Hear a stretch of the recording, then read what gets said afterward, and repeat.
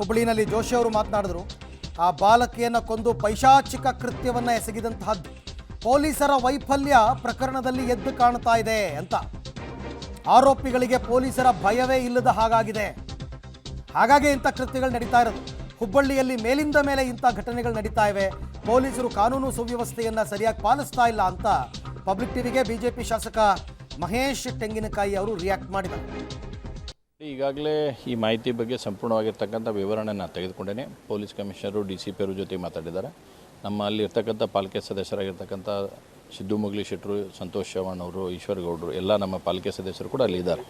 ಮತ್ತು ಅವರ ದೊಡ್ಡಪ್ಪವ್ರ ಜೊತೆ ಅವ್ರ ಜೊತೆನೂ ಕೂಡ ನಾನು ಮಾತಾಡಿದ್ದೇನೆ, ಪೇರೆಂಟ್ಸ್ ಜೊತೆನೂ ಕೂಡ ನಾನು ಮಾತಾಡಿದ್ದೇನೆ.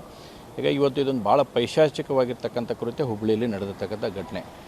ಇದು ಈ ರೀತಿಯನ್ನು ಯಾರೂ ಕೂಡ ಇದಕ್ಕೆ ಕ್ಷಮೆಗೆ ಅರ್ಹರಲ್ಲತ ಆಗಿರ್ತಕ್ಕಂಥ ಘಟನೆ ನಮ್ಮ ಹುಬ್ಬಳ್ಳಿಯಲ್ಲಿ ನಡೆದಿದ್ದನ್ನು ಭಾಳ ಖೇದಕರವಾಗಿರ್ತಕ್ಕಂಥ ಸಂಗತಿ. ಎರಡನೇದು, ಇವತ್ತು ಪೊಲೀಸ್ ಇಲಾಖೆ ಯಾಕೋ ಒಂದು ಕಡೆ ಸಂಪೂರ್ಣ ವೈಫಲ್ಯ ಆಗ್ತಾ ಇದೆ ಅಂತಕ್ಕಂಥದ್ದನ್ನು ಕೂಡ ಇದು ನೋಡಿದರೆ ಗಮನಿಸಿದಾಗ ಅನ್ನಿಸ್ತಕ್ಕಂಥ ಮಾತು. ನೋಡಿ, ಈ ರೀತಿ ಬೇಕಾದ ಕಮಿಷನ್ ಆಗಲಿ ಈ ರೀತಿಯಾದಂಥ ಹೇಳಿಕೆಗಳನ್ನು ಕೊಡೋದು ಸರಿಯಲ್ಲ. ಇದನ್ನು ಭಾಳ ಸ್ಪಷ್ಟವಾಗಿ ಹೇಳ್ತಾರೆ. ನೋಡಿ, ಪ್ರೈಮಸಿಸಿ ನೋಡಿದಾಗ ನಮ್ಗೆ ಅರ್ಥ ಆಗುತ್ತೆ ಏನಾಗಿದೆ ಅಂತಕ್ಕಂಥದ್ದನ್ನು ಗೊತ್ತಾಗೇ ಆಗುತ್ತೆ. ಏನು ಗೊತ್ತಾಗಲಾರ್ದಂಥದ್ದು ಬರಂಗಿಲ್ಲ.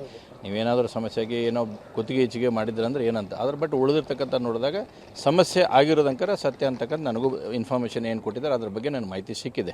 ಈಗ ಈ ರೀತಿ ಹೇಳಿ ಇನಿಷಿಯಲ್ ಸ್ಟೇಜ್ನಲ್ಲಿ ಅದನ್ನು ದಿಕ್ಕು ತಪ್ಪಿಸ್ತಕ್ಕಂಥ ಕೆಲಸವನ್ನು